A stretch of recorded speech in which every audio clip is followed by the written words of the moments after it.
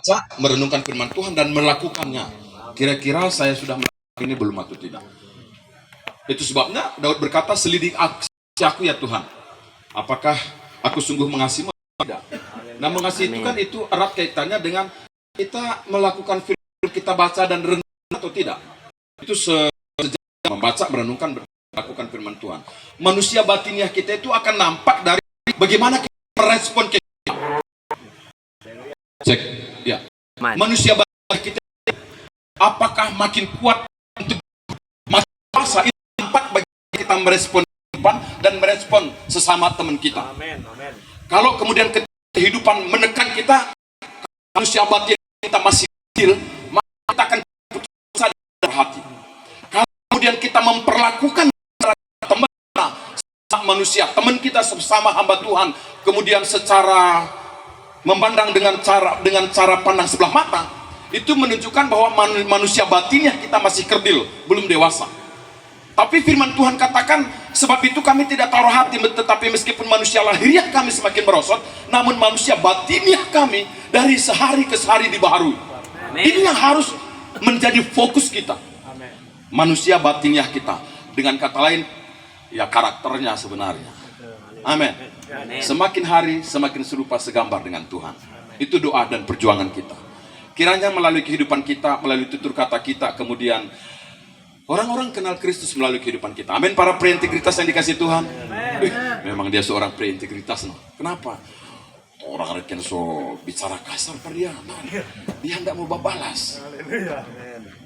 Betul? Ya, tapi kalau manusia batinnya masih anak-anak, ngana begitu kita juga bisa. Emang siapa ngana? Hah? Begitu. Manusia batinnya itu terlihat dari bagaimana kita merespon masalah-masalah kehidupan dan merespon orang-orang yang ada di sekitar kita. Bagaimana kita bersikap terhadap orang muda, orang sesama angkatan dan orang tua. Seperti itu. Jangan samakan cara kita bersikap terhadap anak-anak dan bersikap terhadap orang tua. Bedakan itu. Artinya tahu menempatkan diri. Begitu ya. Udah lewat ini. Satu lagi. Dua lagi. Kemudian yang kedua adalah pria integritas harus fokus pada kemuliaan kekal. 2 Korintus 4:17, sebab penderita ringan yang sekarang ini mengerjakan bagi kami kemuliaan kekal yang melebihi segala-galanya, jauh lebih besar daripada penderitaan kami. Wanita terpuji, walaupun saya banyak kali ngomong pria integritas, tapi aminkanlah ini untuk wanita terpuji juga ya. Begitu. Nah, sekali lagi saya ulangi, sebab penderita ringan yang sekarang ini mengerjakan bagi kami kemuliaan kekal yang melebihi segala-galanya, jauh lebih besar daripada penderitaan kami. Nah, seorang yang berkeinginan memperoleh kemuliaan kekal tidak melihat kepada penderitaan yang dialaminya sekarang, tetapi kemuliaan yang akan diterimanya kelak. Yesus mau menderita secara hina di kayu salib, tetapi dengan itulah Yesus dipermuliakan Bapa. Dahulu kala salib adalah lambang dari kehinaan dan kejahatan. Namun karena Yesus pernah ada di sana, sekarang salib menjadi lambang kemuliaan. Amin. Nah, dalam Kristus penderitaan adalah sarana yang olehnya kita beroleh kemuliaan. Penderitaan sarana yang olehnya kita beroleh kemuliaan.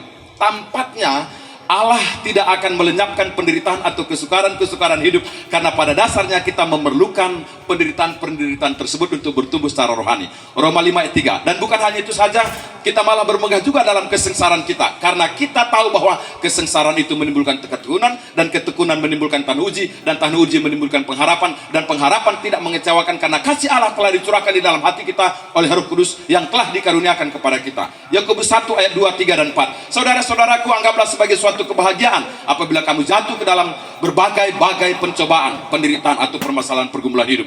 Sebab kamu tahu bahwa ujian terhadap imanmu itu menghasilkan ketekunan, dan biarkanlah ketekunan itu memperoleh buah yang matang, supaya kamu menjadi sempurna dan utuh dan tak kekurangan suatu apapun.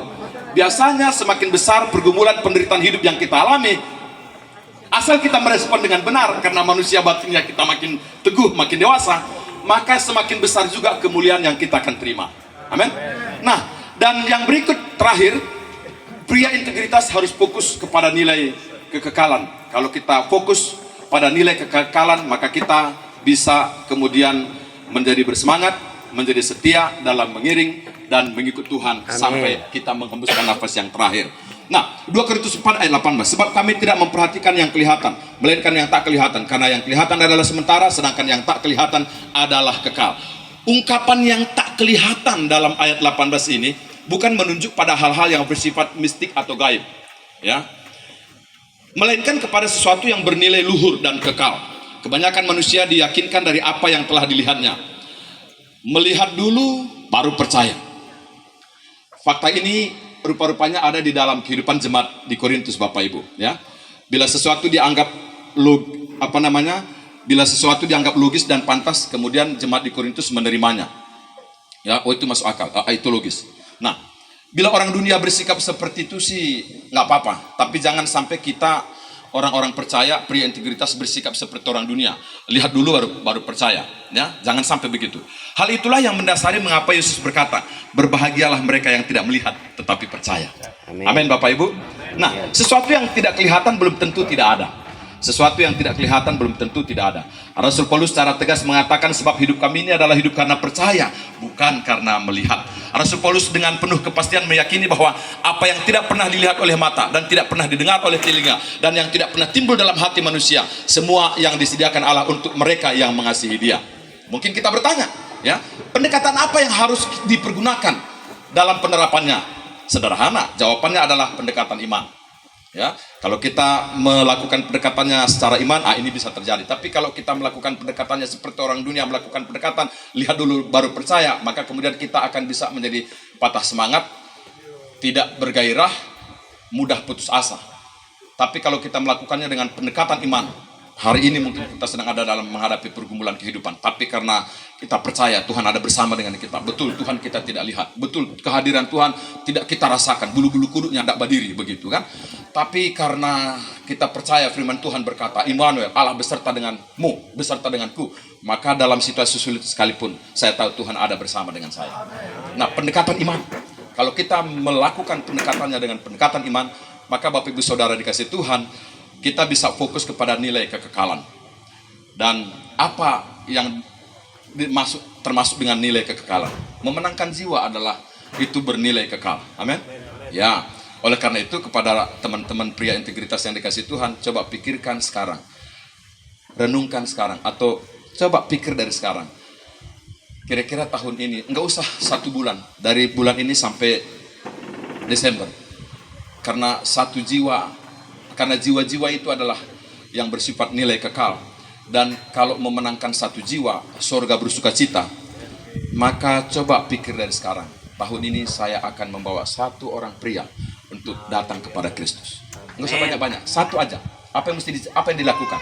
Penerapan praktisnya adalah catat nama mereka, doakan mereka setiap hari. Bangun hubungan, ajak makan di Cakalang, kemudian apalagi? Kalau dia di Kobong, datang berkunjung di Kobong, apalagi? Mungkin ajak makan biapong. Tapi ujungnya adalah kita bisa menceritakan Kristus kepadanya. Tapi karena kita sudah mendoakan berbulan-bulan lamanya, diharapkan Desember pada bulan Natal, persembahkanlah 1 jiwa, seorang pria kepada Tuhan. Amin. Amin. Ya. Begitu caranya kita melakukan penerapan praktisnya. Oke? Jadi mohon maaf Pak Ketua Kompria Daerah, saya sudah lewat 8 menit. Ya, saya mau tiba pada kesimpulan saja.